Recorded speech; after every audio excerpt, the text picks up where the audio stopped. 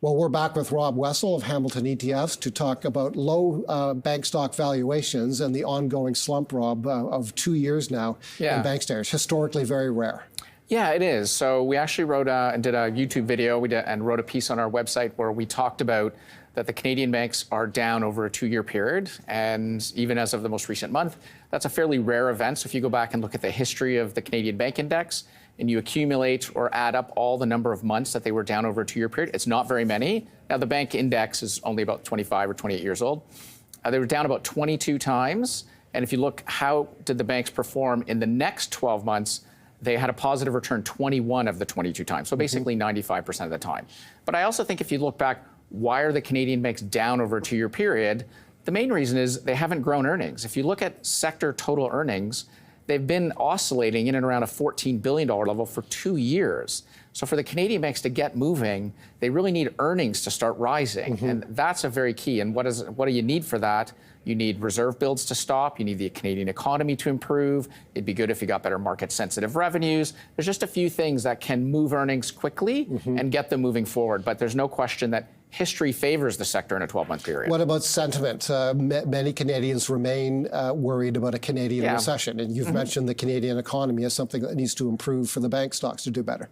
Yeah, I mean, well, there's no question if the economy goes into recession, I mean, its GDP growth is fairly mediocre right now, then I think then that's a different story. I mean, right now, I think the analysts in the market is looking for more of a soft landing. If you get into recession, then obviously the stocks will weaken from there. But that's going to be a fairly important pivot point. Often we distinguish the banks in terms of their exposure, big or not, to the U.S. market. What are your thoughts on the big U.S. players among the Canadian bank stocks?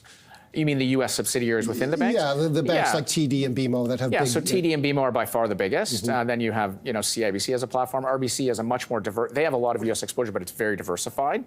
But there's no question that having U.S. exposure right now has been a positive because their economy is much stronger than ours. Their currency is much stronger than ours. You get more diversification from having a U.S. platform. So as long as you're executing, then it's a net positive. Do you believe this is the right time for long-term investors to establish or build positions in the Canadian bank stocks? Yeah, I mean, history would be on your side. I mean, if you look back over many, many decades, if you've bought the banks at 10 or lower, that's been a good time for you. And if you buy them at 11.5 and 12, that's typically not.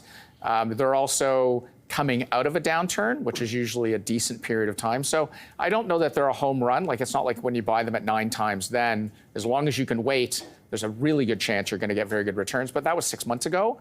But I think on a prospective basis, right now the street's looking for, give or take, 7% earnings growth from 24 to 25. That's a decent number, and as long as multiples can hold, that in of itself is an okay return. Okay. What about declining interest rates? A key theme in the Canadian economy, of course. It plays into banks' margins. It plays into loan demand, the appetite of Canadians for loans, and it also plays into the Canadian economy. The purpose of those rate cuts, which we presume are coming from the Bank of Canada, is to stimulate the Canadian economy. So there's no question that if rates started to trend down in an orderly manner, that would be positive for all the reasons you mentioned, and I would even add on a couple.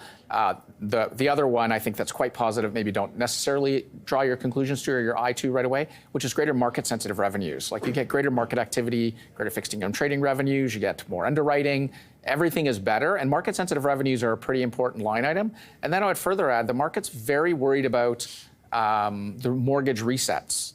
You have some big mortgage resets. You're starting to get disclosure. What happens when, these mortgages that people, undertook 2-3 years ago at much lower rates, when rates reset, what's that going to do to their, to credit? What's that going to do to consumer spending?